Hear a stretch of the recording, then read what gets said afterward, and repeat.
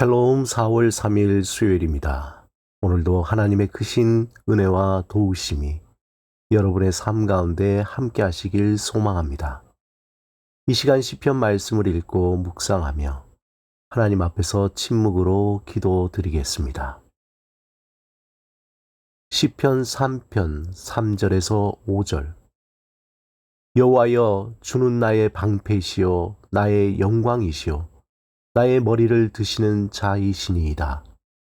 내가 나의 목소리로 여호와께 부르짖으니 그의 성산에서 응답하시는도다. 내가 누워 자고 깨었으니 여호와께서 나를 붙드심이로다.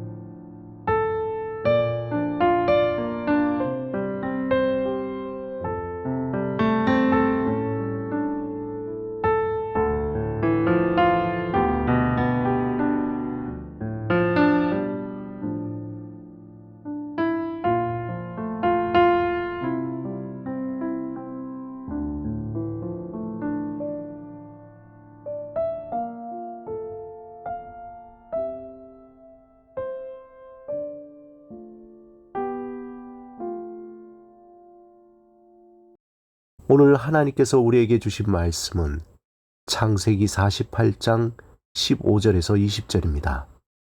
함께 말씀을 읽고 우리에게 들려주시는 하나님의 음성을 듣겠습니다.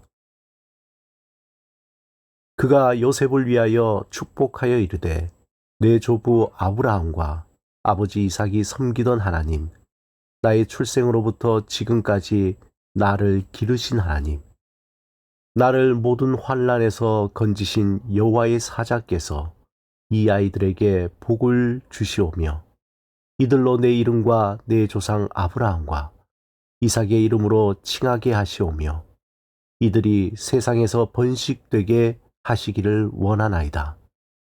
요셉이 그 아버지가 오른손을 에브라임의 머리에 얹은 것을 보고 기뻐하지 아니하여 아버지의 손을 들어 에브라임의 머리에서 므낫세의 머리로 옮기고자 하여 그의 아버지에게 이르되 아버지여 그리 마옵소서. 이는 장자이니 오른손을 그의 머리에 얹으소서 하였으나 그의 아버지가 허락하지 아니하며 이르되 나도 안다. 내 아들아 나도 안다. 그도 한 족속이 되며 그도 크게 되려니와 그의 아우가 그보다 큰 자가 되고 그의 자손이 여러 민족을 이루리라 하고 그날에 그들에게 축복하여 이르되 이스라엘이 너로 말미암아 축복하기를 하나님이 내게 에브라임 같고 므낫세 같게 하시리라 하며 에브라임을 므낫세보다 앞세웠더라. 야곱이 살아온 인생을 한 장의 그림으로 표현한다면 이렇게 그릴 수 있습니다. 하나님의 길과 야곱의 길입니다. 야곱은 출생부터 하나님께서 예언하신 길이 있었습니다. 그것은 하나님의 축복의 길이었습니다. 하지만 야곱은 출생부터 자신의 길을 걸어갔습니다. 하나님과 상관없이 축복을 쟁취하고자 그의 형 에서의 발목을 잡고 태어나면서 그는 자신의 길을 가게 된 것입니다. 그 이후 그는 정말 파란만장한 삶을 살았습니다.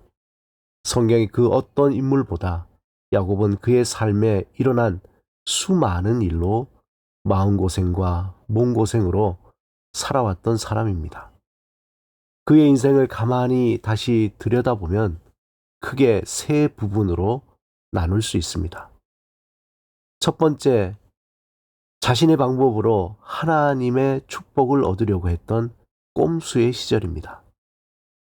야곱은 하나님의 축복에 대한 욕심이 있었습니다. 그는 하나님의 축복의 그 중요성에 대해 알고 있었습니다. 하지만 문제는 그것을 얻고자 하는 방법입니다. 그의 사모함은 좋았으나 그는 형 에서를 속이고 아버지를 속이는 꼼수를 부린 것입니다. 야곱은 하나님의 축복은 탐이 났지만 하나님을 의식하진 않았습니다.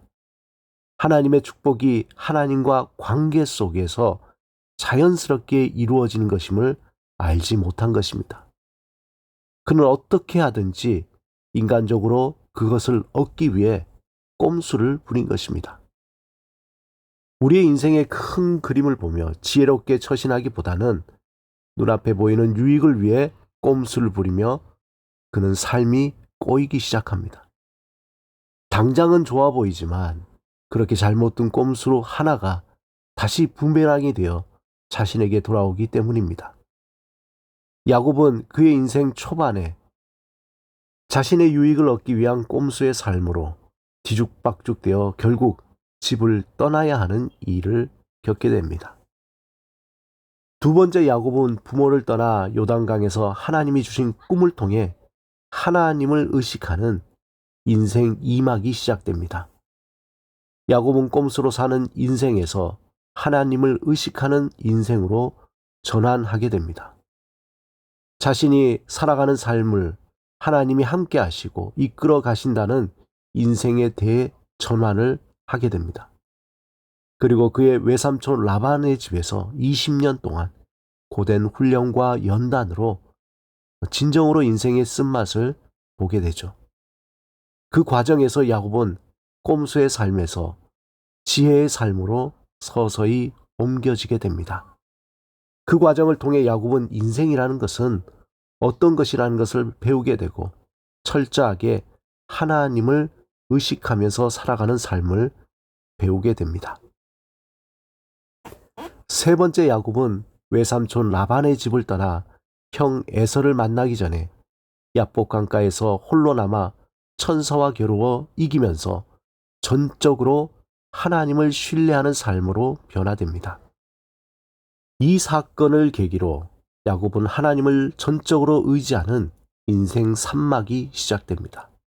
이후에 야곱의 삶에는 항상 좋은 일만 있었던 것은 아닙니다. 그의 딸 디나가 강간당하는 찢어지는 아픔과 그의 사랑하던 아들 요셉을 잃어버리는 아픔을 그리고 고통을 겪게 됩니다. 하지만 그의 모든 과정 속에서도 그는 하나님을 전적으로 의지하며 신뢰하게 됩니다. 이제 꼼수가 아닌 하나님의 지혜를 가지게 됩니다. 결국 그는 인생의 마지막에 눈도 보이지 않고 기력도 쇠하지만 삶을 바라보는 지혜와 영적인 통찰력은 그 어떤 때보다 깊고 성숙해졌습니다. 그가 그의 자녀들을 축복하는 장면에서 자녀들의 삶을 예언하며 축복할 정도로 영적인 깊이를 갖게 된 것입니다. 오늘 본문의 야곱이 요셉의 두 아들을 축복할 때 오른손을 차남 에브라임에게 왼손은 장남 므낫세에게 머리에 두었습니다. 이것을 본 요셉은 기분이 상해 아버지의 야곱의 손을 억지로 바꾸려 했습니다. 이것이 요셉이 가진 영적인 수준이었습니다. 야곱은 지금 므낫세와 에브라임을 본 것이 아니라 더 긴 인생 속에 변화될 두 손자들을 본 것입니다.